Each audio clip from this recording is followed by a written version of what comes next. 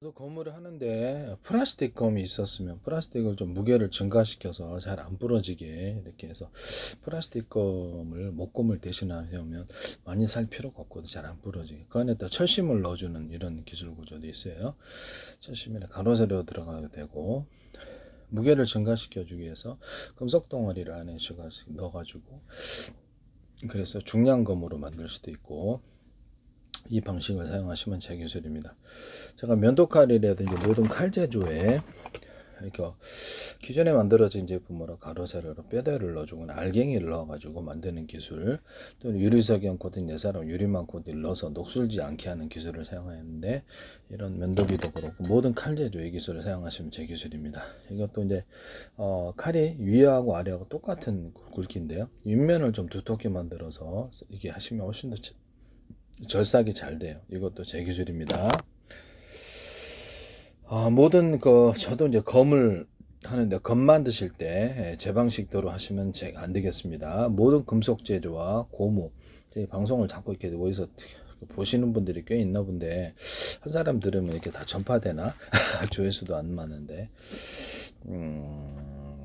그래서 방송의 특성상 제 페이스북에 국정원이 국가의 기관이 굉장히 광고를 많이 내시는데, 이 부분이 조금 문제가 있네요. 그래서 칼 만들 때, 그 검 만들 때도 그렇고, 기존에 유신살이든지 이렇게 칼 만들 때도 있잖아요. 기타 모든 주방 칼 만들 때도 기존에 만들어진 제품으로 뼈대를 넣어서 강하게 만들어주는 기술입니다.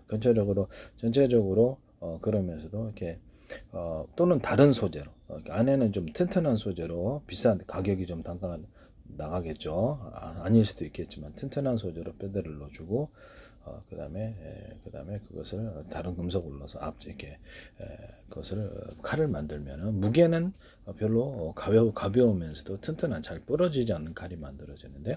진검을 만들 때 이게 좀 무게를 좀 가볍게 만드는, 휘어지는 연검처럼 돼버려요.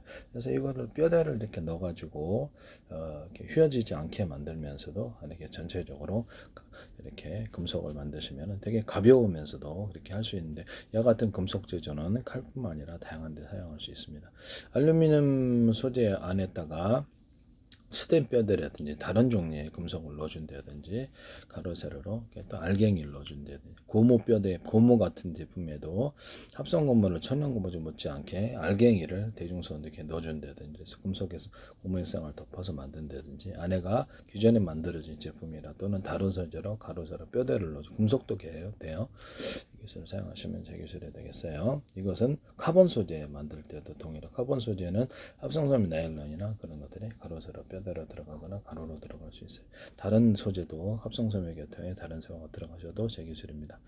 또는 카본 소재도 유리석영 코팅, 옛사람 유리막을 넣어서 제조하고, 탄소섬유도 아크릴 계열이 아니라 합성섬유 나일론 다른 기반으로 만드시면 제 기술입니다. 광섬유를 합성섬유 나일론 B2가 90%짜리 만드시면 제 기술이에요. 또 아크릴하고 그 합성섬유 나일론 B2가 90%짜리를 합해서 광섬유선으로 만들거나 아크릴 제품으로 만드시거나 하시면 제 기술이 되겠습니다. 또는 석영실을 기초로 해서 이것을 광섬유선으로 만들거나, 안팎에다가 전기선, 통신선, 광섬유선, 유리석영 코팅, 옛사람 유리막 굴러서 제조하셔서 코팅 구조를 가져줍니다. 훨씬 더 우수한 제품이 만들어지고요. 해적 케이블 같은 데 동축 케이블에도 사용할 수 있습니다. 전기선에도 사용할 수 있고, 그 다음에 이렇게 어떤 전기선 안에 구리선을 피복 없이 대중소로 만들거나 해서, 그럼 모든 만물은 서로 평균하고자 원리 있더라. 주파수 방식으로 바뀐다 그랬죠. 모터 직전에다 이 기술을 넣어주거나 이 선을 넣어주거나 전기를 주파수 방식으로 강하게 공급할 때 사용하는데, 항공기에도 드론 같은 데도 A사례에도 군사적으로 쓰입니다. 그러면 이게 또 동일한 두께도 가능하나요? 실타래 같은 그런 방식이 아니라, 실타래 이렇게 잘 부서져요. 동일한 두께로 2개짜리, 3개짜리, 4개짜리 피복 없이만, 이것도 주파수 방식으로도 됩니다. 이 기술도 쓰시면 제 기술이 되겠어요. 통신선으로도 이와 같은 기술을 사용할 수 있습니다. 전기를 증폭 구조를 가져주기 위해서 모터에다가도 서로 굵기가 틀린 구리선을 감아놓고 연구자석을 2개가 틀리게 해서 여러 겹 또는 수십 겹의 형태로 들어가준다. 입자나 가로 우저부터 대중소로 들어간다. 연구자석 기술에 이 기술을 사용하시면 제 기술이 되겠어요. 그 다음에 이렇게 건전지 탄소봉을 전도체로만 사용하지 않고 전기 축적하는 구조를 가져가시는데요. 탄소봉을 안에 수십 개 여러 개 들어갈 수 있습니다. 그것을 겉으로는 하나처럼 보이지만 여러 겹, 수십 겹으로 두께를 틀리게 해서 어떻게 하면 더 좋아요. 입자나 가루를 대중소로 넣어준다. 이 기술을 쓰시면 제 기술이에요. 그래서 1차 전지나 2차 전지, 자동차 연료 전지에다가도 흑연 소재, 은곡재 하나로만 이렇게 배터리를 만드는 기술을 사용하시면 중국이든 어디든 하지 마세요. 이거 제 기술입니다. 그것도 동일하게 여러 겹, 수십 겹 형태로 들어갈 수 있다. 현재는 자동차 연료전지나 납축전지 이런 것들은 여러 개로 분할을 해서 각각 뭐 이거다 그러면 이렇게 5개, 6개다 그러면 전기를 각각 연결해서 충전도 빠르고 이건 1차 전지지만 2차 전지도 그렇고 다른 데도 그렇고 그래서 온오프 구조를 가져서 몇 개에서 갖다 쓸지를 따라서 전기량을 틀리게 갖다는 기술을 사용하시면 되겠습니다. 자동차 연료전지, 납축전지도 여러 개로 만들어서 납축전지 전기 충전할 때 과열이 일어나지 않게 스마트폰 충전율처럼 나타내고 전기를 스스로 끊는 이 기술을 말씀을 드렸는데 LG전자에서 박람회에서 자기들이 만들었다고 설명하시던데 제 기술이에요. 네네. 그러지 마십시오. 네. 여기다가 절연 테이프라든지 이런 방식으로 1차 전지나 2차 전지, 자동차 연료전지, 납축 전지에다가 절연 테이프 아니더라도 절연을 주면 방전이 잘 안 된다는 기술을 사용하시면 제 기술이 되겠습니다. 꼭지를 여러 개 있는 음극재, 양극재, 1차 전지, 2차 전지, 자동차 연료전지 꼭지가 여러 개 있는 구조를 사용해서 음극, 양극에 그렇게 하시면 전기선을 각각 연결해서 몇 개에서 연결했을지에 따라서 전기량을 틀리게 쓰는 기술을 쓰시면 제 기술입니다. 두 개를 뒀다 꼭지가 그럼 똑같은 게 그러면 이것을 하나는 여기는 한 선만 연결을 시키고 이건 두 선 연결한 쪽으로 전기가 많이 나온 쪽으로 전기의 방향이 바뀌는데 이것도 그 반대로 여기는 두 선, 여기는 한 선이었을 때 이쪽으로 전기의 방향이 바뀝니다. 여기는 한 선만 연결하고 여기는 한 선, 이건 한 선 연결, 이건 업프 시키고 이건 얼 시키면 이쪽으로 전류가 흘러나옵니다. 이것도 업시고 이쪽으로 가면 전류가 흘러나오는데 PM 반도체라든지 이런 모든 정회전, 자동차의 정회전 역체전이나 정회전 역회전 기술을 사용합니다. 뭐 환풍기 같은데 정회전 역체전에서 안의 공기를 바깥으로 안쪽으로 만드는 환풍기를 만들 수 있는데 그것도 제 기술이에요. 이것을 환풍기를 세트로 2개나 4개로 만들어서 안의 공기를 바깥에 안쪽으로 들어오게 하는 환풍기 만드시면 제 기술입니다. 양수기 같은 것도 모터를 여러 개 달아서 한꺼번에 물을 뽑아오는 이런 양수기 만드시면 되겠습니다. 진공청소기도 한꺼번에 이렇게 여러 개 보트를 2개, 3개 달아 한꺼번에 뽑아 이렇게 뭐 눈 같은 거, 낙엽 같은 것도 하거나 공공용으로 집안에서도 그러니까 공기를 강하게 흡입하는 구조로 가져갈 수 있습니다. 또는 소방당국에서 이렇게 연기 날 때 불나가지고 연기 나고 직식사하는데 그거를 신속히 모터를 2개, 3개 달아 여러 개 달아서 공기를 빨아들여서 그것을 외부로 내뿜는 보내는 이런 기술을 가정용이나 소방당국에서도 사용하시면 제 기술이 되겠어요. 네네.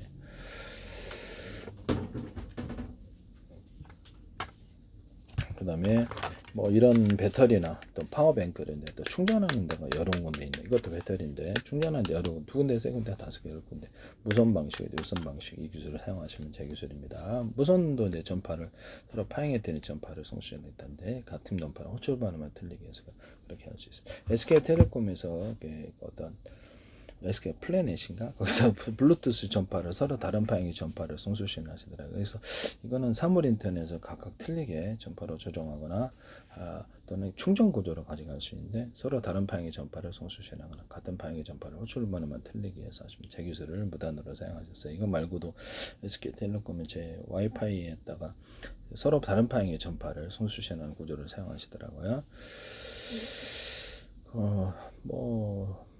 스마트 데스크탑이나 노트북, 태블릿 PC, 스마트폰, 워키토키 또는 모든 무선 송수신 장치 여기다가도 위성통신에 서로 다른 방향의 전파를 송수신한다. 그 중에 호출 번호만 틀리게 해서 같은 전파라면 호출 번호도 10개, 100개도 들 수 있다. 유성통신은 10,000개도 들 수 있어요. 스마트폰 통신 이렇게 전화번호 틀리게 하듯이 기술을 사용하시면 동시에 몇 개를 송수신하고 전체를 송수신할 수 있습니다. 이것도 제 기술입니다. 전파에다 비밀번호가 틀리면 전파가 송수시지 안 되는 그런 구조를 드론 같은데 저기 조정하지 못하게 넣을 수 있는데 삼성페이에서 현관문 개폐, 자동차문 개폐에 사용하시더라고요. 제 기술을 무단으로 사용하겠습니다. 비밀번호 암고 넣어서 그게 맞아야만 이렇게 통신이 되는 구조를 말씀을 드렸고요. 전용 단말기 제도로 해서 스마트폰이 됐든 워키 됐든 드론이 됐든 그 단말기하고 자동으로 암호가 풀어주거나 거기다 추가로 오늘의 암호 자기 주인 얼굴을 인식 그게 이제 비밀번호가 되는 거예요. 현관문 디지털 키 아니면 현관문 비디오폰 로봇 조정 이렇게 기타 모든 가전 조정 이렇게 냉장고 같은 데도 금고 같은 데도 얼굴이 비밀번호가 되는 거예요. 얼굴 모습 인식 또는 카메라를 달아서 드론 같은 데도 그렇고 또는 거기다가 뭐 열려라 참기 음성 인식 또는 비밀번호를 둘 수 있습니다. 이런 금고를 만드시거나 현관문 디지털 키 비디오 현관문 비디오 현관문 그다음에 뭡니까 드론 같은 데도 이 기술을 둘 수 있어요. 드론 같은 데도 자동으로 전용 단말기 암호가 풀어지는 기술에서 저게 조정하지 못하게 하거나 추가로 암호를 넣을 수도 있다. 그래야 암호가 맞아야지 통신할 수 있다. 이것도 제 기술이에요. 인터넷에서 주고받는 모든 파일 또는 그 어떤 이메일 같은데 암호를 자기가 임의로 설정할 수 있거나 자동으로 암호가 풀어지는 기술을 사용하시면 되겠습니다. 그래서 그거를 해킹을 해도 잘 모르게끔 마스터 키는 있긴 있는 것 같은데요. 하여튼 이 기술이 좀 더 낫지 않을까요? 네네.